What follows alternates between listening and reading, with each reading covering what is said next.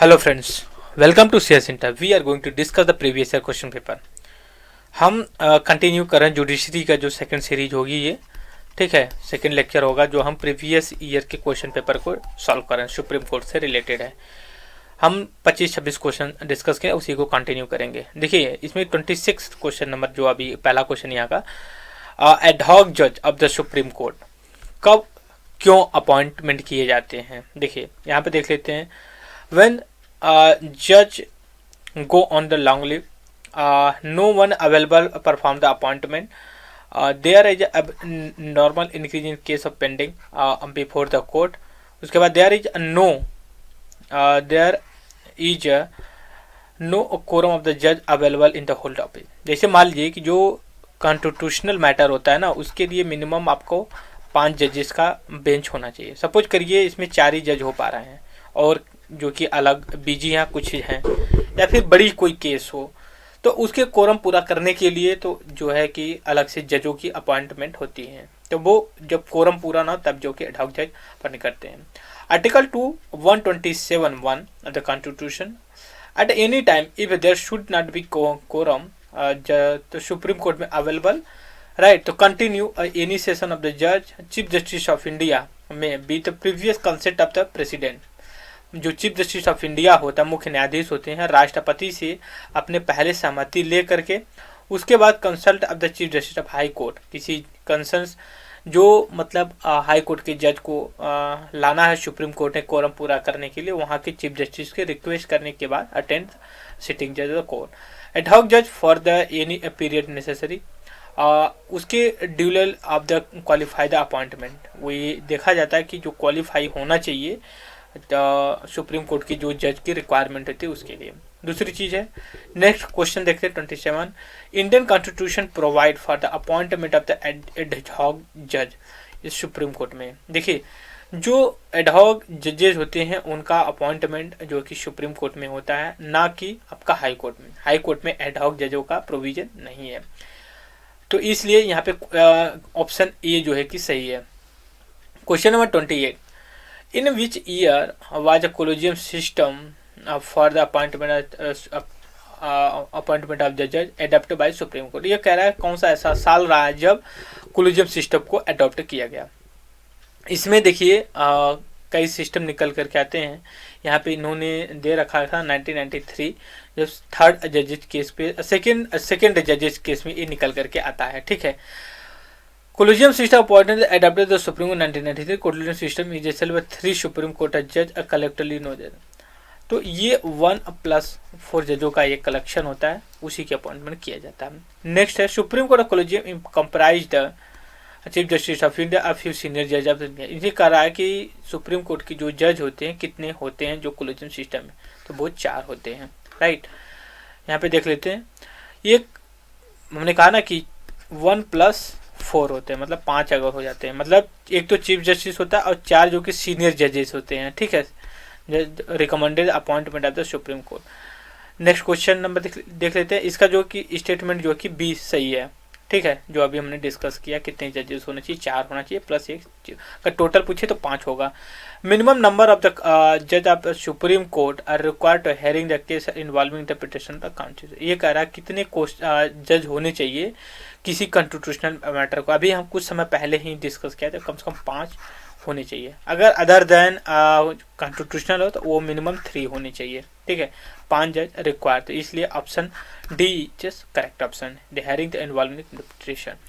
Question next, power of supreme court of India decide dispute between centre. ये origin देखिए होता क्या है, मैं अभी आप मुझे ना 1 सेकंड दीजिए, मैं कुछ अपनी जो पीडीएफ है मैं उसको ओपन कर लेता हूँ ना, तो उससे क्या होगा कि हम थोड़ा सा उसका बैकग्राउंड भी लेके चलेंगे आपके साथ और हम डिस्कस करते चलेंगे। ओके ओके, यहाँ पे देखते हैं पीडीएफ ओपन हो जाए और ठीक है, राइट, ओके ओके, 1 सेकंड आप लोग, बस 1 सेकंड, क्योंकि थोड़ा सा स्लो मोशन में चल रहा है ना सिस्टम, तो इस वजह से थोड़ा सा लेट होगा उसमें। तो हम इसमें ना जैसे कि मान लीजिए कि अभी 1 सेकंड हम बताते हैं आपको कि कैसे हम इसको कनेक्ट करने वाले हैं और हम पूरे तरह से डिस्कशन इसको कर लेंगे। देखिए chief Justice of India in the procurement and independent of the supreme court वगैरह सारी चीज़ें हैं। फिर इसके बाद इसके जो कि यूरिसडिक्शन ऑफ द सुप्रीम कोर्ट, देखिए हम अभी डिस्कस करने वाले, अभी इसमें क्या क्वेश्चन पूछा हुआ है ये देख लेते हैं। देखिए पावर, ये कह रहा है कि जब सेंटर और स्टेट के बीच में कोई डिस्प्यूट हो और उसको सुप्रीम कोर्ट अगर कोई डिसीजन देख रहे डिस्प्यूट को, तो उसको कौन सा जूरिसडिक्शन सुप्रीम कोर्ट को बोलते हैं, तो ये ओरिजिनल जूरिसडिक्शन होता है। अब हम थोड़ा सा बैकग्राउंड लेते हैं, यहाँ पे थोड़ा सा लेक्चर बड़ा हो जाएगा, कोई दिक्कत नहीं, बट हमें जो है कि हमारा पर्पस सर्व होना चाहिए। इधर के लिए यहाँ पे देखते हैं। देखिए जो सुप्रीम कोर्ट होते हैं उसकी जो पावर होती है कितने तरह की, ओरिजिनल जूरिसडिक्शन होती है, रेट जूरिसडिक्शन होती है, अपीलेट जूरिसडिक्शन होती है, एडवाइजरी जूरिसडिक्शन होती है, कोर्ट ऑफ रिकॉर्ड होती है, पावर ऑफ जुडिशियल रिव्यू और कॉन्स्टिट्यूशनल इंटरप्रिटेशन अदर। सबसे पहले मैं जो ये सेकंड वाला है रेट जूरिसडिक्शन, इसको हम ये कर देते हैं, इसको यहाँ बताए जैसे 32 हमारा जो फंडामेंटल राइट में है, अगर आपका वायलेशन होता है तो वो आप उस पर जा करके आप कर सकते हो, तो ये रेट जूरिसडिक्शन का हो गई। उसके बाद कोर्ट ऑफ रिकॉर्ड, अगर कोई केस हेयरिंग होती है ना, तो वो जो कि अपने रिकॉर्ड होल्ड करके रखता है, ठीक है, कि इन द फ्यूचर में अगर ज़रूरत पड़ती है तो उसको हम फिर से उसका देख सकते हैं कि वो काम कैसा है, कैसा हुआ था। उसके बाद फोर्थ जो एडवाइजरी जूरिसडिक्शन हम देख रहे हैं। देखिए होता है क्या कि जो प्रेसिडेंट होता है ना, प्रेसिडेंट होता है वो समय समय पे सुप्रीम कोर्ट या जुडिशरी से बोल सकते हो अपने एडवाइजरी लेता है, ठीक है, कुछ इशू पे, तो उसको देना पड़ता है कुछ इशू पे नहीं दे सकता है। दूसरी चीज़ ये, अब यहाँ पे पावर जुडिशियल रिव्यू, इसको भी देख लेते हैं जो 6 नंबर है। जुडिशियल रिव्यू का मतलब ये हो गया कि जैसे लेजिस्लेशन या जैसे बोले तो पार्लियामेंट या स्टेट असेंबली अगर कोई केस पास करती है बिल, तो उसका वैलिडिटी चेक करती है जुडिशरी स्क्रूटिनी या जुडिशियल रिव्यू के थ्रू। तो ये था कॉन्स्टिट्यूशनल इंटरप्रिटेशन, कॉन्स्टिट्यूशनल कोई इंटरप्रिटेशन आता है उसको। फिर अदर पावर थोड़ा सा बड़ा है, लेकिन मामला फंस जाता है ओरिजिनल जूरिसडिक्शन में और अपीलेट जूरिसडिक्शन में, ठीक है। तो हम यहाँ पे सबसे पहले ओरिजिनल जूरिसडिक्शन के बारे में डिस्कस करेंगे। देखिए इन द फेडरल, अब आप इसको इस तरह से याद करिए कि ओरिजिनल में जो फेडरल डिस्प्यूट होता है सेंटर और स्टेट के बीच में उसको लेकर के है, ठीक है। ओरिजिनल अब फेडरल से कनेक्ट कर दीजिए, जैसे बिटवीन सेंटर वन या मोर स्टेट, बिटवीन सेंटर या एनी या other one side the state के होगा, बिटवीन 2 अदर मोर स्टेट के बीच में, एवं ये चीज़ें हो जाती हैं। उसके बाद देख जब हम फेडरल स्ट्रक्चर की बात करते हैं तो उसमें क्या है, dispute rise agreement convention the similar instrument central state में, ट्रीटी कोई अग्रीमेंट है उसको लेकर के, वाटर डिस्प्यूट है 2 स्टेट के बीच में उसको मैटर रेफर फाइनेंस कमीशन को लेकर, क्योंकि ये भी तो जूरी फाइनेंशियल मतलब फेडरल स्ट्रक्चर से ही जो कि रिलेटेड है। Adjustment certain expansion pension between central state के, ऑर्डिनरी डिस्प्यूट है कॉमर्स नेचर को लेकर के सेंट्रल स्टेट के बीच में। तो ये सारी चीज़ें हो गई। जो हम अपीलेट जूरिसडिक्शन देख रहे हैं हम इसको पे देख लेते हैं। अपीलेट जैसे अपीलेट जूरिसडिक्शन को इसको इस तरह से करिए कि जैसे कि मान लीजिए कि फेडरल स्ट्रक्चर होता है तो ये कोर्ट के बीच में जुडिशरी से ही रिलेटेड होती है। जैसे मान लीजिए कि आप डिस्ट्रिक्ट कोर्ट में हैं, ठीक है, डिस्ट्रिक्ट कोर्ट में कोई केस आपको लगता है कि फेयर नहीं हो तो आप अप्रोच कर सकते हैं हाई कोर्ट में, ठीक है, या फिर आप सुप्रीम कोर्ट में जा सकते हो। तो ये इसको अपील करना होता है डिफरेंट से, जैसे कॉन्स्टिट्यूशनल मैटर और सिविल मैटर, क्राइम और स्पेशल मैटर, तो इसको हमने डिस्कस किया। अब हम क्वेश्चंस पे आ जाते हैं। तो ये जो सेंट्रल स्टेट के बीच में है एडवाइजरी है, एडवाइजरी जब कोई प्रेसिडेंट है, अगर कोई एडवाइजरी मतलब अपीलेट का मतलब ये है जुडिशरी से रिलेटेड, अगर लोअर कोर्ट का कोई केस है तो आप जो है कि लेकर के अपील कर सकते हो जो कि सुप्रीम कोर्ट में। उसके बाद कॉन्स्टिट्यूशनल जूरिसडिक्शन जो कॉन्स्टिट्यूशन से रिलेटेड आता है। तो ये हमने बेसिक चीज़ें डिस्कस किया। ये देखिए आईएएस का ही क्वेश्चन है क्या, आईएएस का 1996 और 2014 में ये पूछा हुआ है क्वेश्चन। नेक्स्ट है, तो इस वजह से इसका स्टेटमेंट जो कि सी सही है, ठीक है, original jurisdiction. Which of the next question है हमारा 32, which of the following are include original jurisdiction. फिर अब हमें ओरिजिनल जूरिसडिक्शन के मतलब वही हो गया कि जो हम सेंटर स्टेट या फिर स्टेट के बीच में जो डिस्प्यूट होता है, dispute between government of India और स्टेट, इज दैट क्लियर।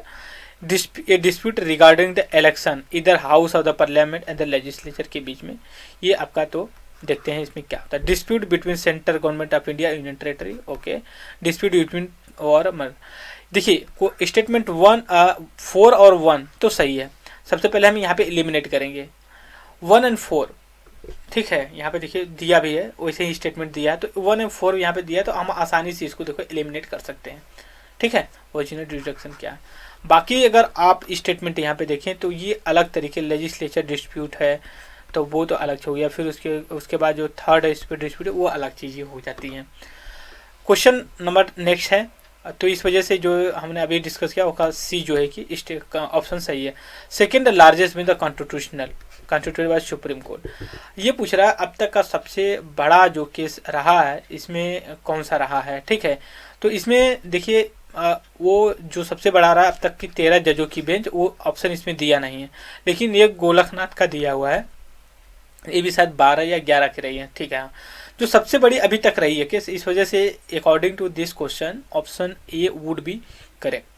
इधर क्लियर, ये गोलकनाथ केस जो largest bench of the case बनी है तो केशवानंद भारती केस में बनी हुई है, ठीक है, और 73 में आई हुई थी। जो दूसरा सबसे लार्जेस्ट 11 जजों की बनी थी सुप्रीम कोर्ट में, वो गोलकनाथ पंजाब केस को लेकर के बना हुआ था।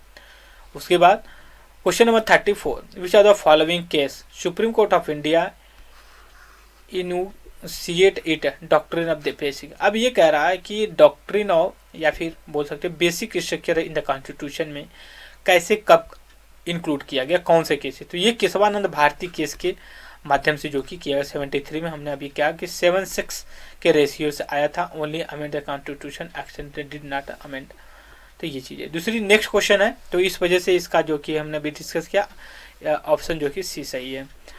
क्वेश्चन नंबर 35, इसमें विच of the following case propounded the basic structure, कौन सा ऐसा केस इसमें से है चारों में से कि जिसने बेसिक स्ट्रक्चर को कॉन्स्टिट्यूशन में कॉन्सेप्ट को प्रोपाउंडेड किया। इसमें इंदिरा शाहनी है, शंकर प्रसाद है, none of above the Rudra Shah. इसमें नॉन ऑफ एबव क्योंकि केशवानंद भारती केस जो 1973 में हुआ था उसमें ऐड किया गया था। नेक्स्ट क्वेश्चन, तो इस वजह से statement D would be correct, ठीक है।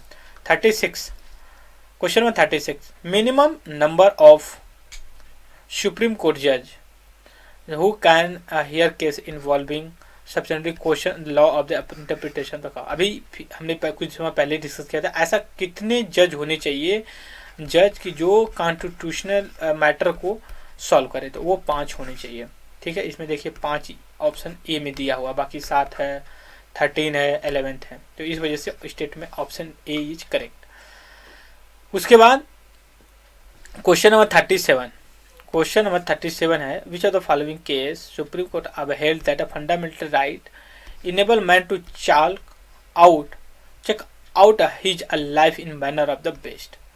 ये कह रहा कौन सा ऐसा केस है जिसमें फंडामेंटल राइट को इस तरह से इंटरप्रिटेट किया गया था। तो ये गोलकनाथ केस रहा है जो कि इसमें कहा है पंजाब और गोलकनाथ केस को लेकर आइडेंटिफाई, तो इस वजह से statement option B would be correct answer, right. Question number 38, identify the incorrect pair case and the ruling in case of the supreme Court. ये कह रहा है कि जो किया गया है ये केस है, इसमें जैसे इंदिरा शाहनी है, विशाखा केस है, फिर मेनका गांधी है, बेला बनर्जी केस है। ये पूछ रहा है कि कौन सा सही है कौन सा गलत है, मैच है। जब इंदिरा शाहनी वाले केस है वो क्रीम लेयर ओबीसी को लेकर के हमेशा ये रेफरेंस में दिया जाता है, ये इससे रिलेटेड है। काफ़ी मतलब डीप क्वेश्चन है ये, आरएस में राजस्थान पब्लिक सर्विस कमीशन में पूछा हुआ है। थैंक यू कि मतलब इस तरह के कोई केस क्वेश्चंस पुटअप किए जाते हैं स्टेट पब्लिक सर्विस कमीशन में। सेकेंड जो केस है विशाखा केस है, ये protection of the working women in the sexual harassment in the at the place, women को प्रोटेक्शन के लिए एट अ वर्क प्लेस के लिए। उसके बाद Maneka Gandhi fundamental right article 14, 19, 21 and not mutual exclusion से रिलेटेड। नेक्स्ट क्वेश्चन है हमारा, which article of the constitution deal appellate jurisdiction Supreme Court. ये कह रहा है कि कौन सा हमारा ऐसा आर्टिकल है जो अपीलेट जुरिसडिक्शन को रिलेट कर। ये इतना क्लोज दे दिया है, हमारे हिसाब से ऑप्शन बी होना चाहिए, सॉरी इसमें सी दे रखा है, सी है कि 132 रीड विद द 134। इसको हम थोड़ा डिटेल में देख लेते हैं। कई बार देखिए यूपी पीसीएस में, मेंस में, प्रीलिम्स में, यूपी एलडीए डीए में भी पूछा हुआ है, तो हम इसको अच्छे से पूरा डिटेल में डिस्कस करते हैं। जो आर्टिकल 131 ये कहता है कि deal with the original jurisdiction of the supreme court. उसके बाद आर्टिकल 132 डील करता है अपीलेट जुरिडिक्शन के बारे में। ठीक है, कि साहब देखो फर्क, अपील करते हैं सुप्रीम कोर्ट में फ्रॉम द हाई कोर्ट या लोअर कोर्ट में। उसके बाद आर्टिकल 133 जो है deal with the appellate jurisdiction of the supreme court in appellate from the high court करता है। उसके बाद है आर्टिकल 130 ये deal appeal of the to supreme court. ठीक है, उसके बाद during the constitutional dispute are reading article 134A together with 132 create appellate jurisdiction of the supreme court. इधर क्लियर, तो आप इसका स्क्रीनशॉट लेकर 2 बार जो कि रिवीजन कर लीजिएगा, क्योंकि काफ़ी ये लॉजिकल क्वेश्चन है, इसके क्वेश्चन बनेंगे तो इसको याद रहना और अंडरस्टैंडिंग बहुत जरूरी है। All case regarding the interpretation of the constitution brought under the, तो ये आप किस में लाओगे जब कॉन्स्टिट्यूशन, तो ये अपील वाली बात आएगी। ठीक है, अपील जुरिडिक्शन के अंतर्गत आएगा। Question number next, sorry, consider the following statement state which one of them is correct. अभी कह रहा है कि कंसिडर द स्टेटमेंट, कौन सा state is correct. Supreme court has only original jurisdiction, अब ऐसा थोड़ा अपीलेट भी है, ये कह रहा है करेक्ट है। ठीक है, it has only original jurisdiction, appellate jurisdiction नहीं, और भी है ओनली एडवाइजरी नहीं है, ये ओरिजिनल अपीलेट एडवाइजरी जुरिडिक्शन सब है, आप उसको कर सकते हो, इसलिए स्टेटमेंट डी वुड बी सही। ठीक है, article 131 of the constitution deal the original jurisdiction and article 132 and 36 are deal with appellate jurisdiction, और article 143 deal advisory jurisdiction the supreme court. मतलब प्रेसिडेंट इनसे एडवाइज मांग सकता है इसको लेकर के। ठीक है, हमारे पास बेयर एक्ट का पीडीएफ नहीं है, नहीं तो मैं आपको लोगों को उस आर्टिकल के थ्रू जो भी और मतलब डायनामिक तरीके से डिस्कशन करते हैं। खैर कोई नहीं। Curative petition in India a fail in supreme court under which of the following, जो है कि आपका 142 होता है। Statement option C is correct. Curative petition का मतलब ये होता है क्यूरेटिव पिटिशन, जैसे एक पिटिशन डाली जाती है, एक रिव्यू पिटिशन डाला जाता है, एक क्यूरेटिव पिटिशन पहली बार डाला जाता है, और रिव्यू पिटिशन तब डाला जब पिटिशन पहला खारिज कर दिया जाए, और क्यूरेटिव पिटिशन तब किया जाता है जब रिव्यू पिटिशन के को भी खारिज कर दिया जाए। ठीक है, अब यहाँ पे देख लेते हैं concept of curative petition evolve by supreme court in the Rupa Ashok Hurra case. ठीक है, इन 2002 में अकॉर्डिंग टू डिसीजन सुप्रीम को curative petition appealed in the supreme court under article 142। Next question देख लेते हैं क्या है। Which article of the constitution permit supreme court to review judgment and order their own judgment. कौन सा ऐसा article है जो ये कहता है सुप्रीम कोर्ट अपनी जजमेंट को रिव्यू कर सकती है, तो 137 है, तो option A is under 137 article power to judicial review. ठीक है, उसके बाद jurisdiction subject to provision any law made by the parliament and under the 144 of the Indian constitution को लेकर के।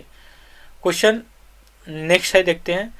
विच of the following is correct regarding the power review of any judgment pronounce and order by the, मतलब power review, judicial review बोल सकते हैं या देर बार। The president of India the power to review its judgement and order. ये तो मतलब ज्यादा है, प्रेसिडेंट को क्या पड़ी है, वो क्यों करेगा। सुप्रीम कोर्ट है पावर टू रिव्यू। देख लेते हैं नेक्स्ट पहले क्या है। हालांकि ऑप्शन इसमें जो कि बी सही है, यहाँ पे दे रखा भी है, लेकिन क्वेश्चन हम पढ़े। Cabinet as a power to review such a judgment in order the permission president of India, ये भी नहीं। Power of supreme court have not any have a power to review, ऐसा है नहीं, तो statement B is correct answer. हम लोग अभी पहले ही डिस्कस किए हैं। इन इंडिया जुडिशियल रिव्यू का पहले मतलब समझ लेते हैं। जैसे मान लिया पार्लियामेंट है, कोई लॉ पास कर देती है, ठीक है। तो उसको क्या होता है कि ये जैसे एग्जाम्पल के NJAC national judiciary appointment commission by 1999 constitutional amendment act के थ्रू 2015-16 में किया गया था। तो उसको सुप्रीम कोर्ट ने जुडिशियल रिव्यू की तरह उसको अनकॉन्स्टिट्यूशनल डिक्लेयर किया। तो जुडिशियल रिव्यू का यही मतलब होता है कि check the validity of the any law, ठीक है, क्या वो प्रोसीजर प्रॉपर फॉलो किया गया, कहीं ऐसा तो नहीं basic structure of the constitution को वॉयलेट कर रहा हूँ, ठीक है। तो यहाँ पे देखते power of the judicial review pronounce upon the constitutionally of the law and the executive, ऐसा नहीं, ये देखिए कॉन्स्टिट्यूशन में कहीं नहीं मेंशन किया गया है, तो that's why would be power of the judiciary to question of wisdom of the enactment legislature, नहीं लॉ का भी हो सकता है।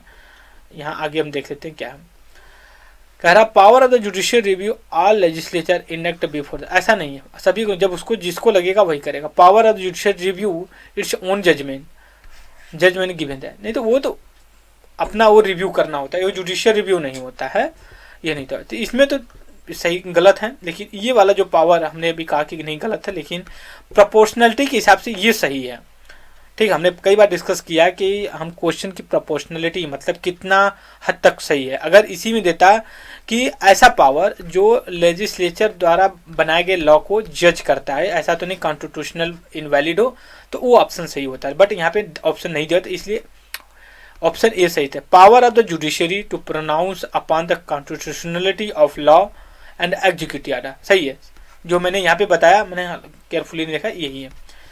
क्वेश्चन 45, क्वेश्चन नंबर 46 का है judicial review mean the final authority क्या है, डिक्लेयर द इलीगल और एनी लॉ, ठीक है, हमने भी डिस्कस किया तो उसके बारे में डिस्कस करें। Judicial review the right of the court to क्या है, judicial order the lower court, ऐसा नहीं है, ये भी नहीं है और ये भी नहीं है, तो ये है declare any law the order invalid if it is conflict of the constitution, तो ऑप्शन ए इज करेक्ट। 48 कह रहा है कि एक सेकंड थोड़ा सा इरेज कर लेंगे तो हमारे लिए बेटर होगा, हम अच्छे से यहाँ पे हमें स्पेस मिल जाएगी, ओके। यहाँ पे कह रहा है constitution of India define it's basic structure in term of federalism, नहीं कॉन्स्टिट्यूशन नहीं मेंशन करता सर ऐसा, ठीक है, कहीं ने ऐसा मेंशन किया है कि बेसिक स्ट्रक्चर है, हालांकि डायरेक्टली मेंशन किया गया।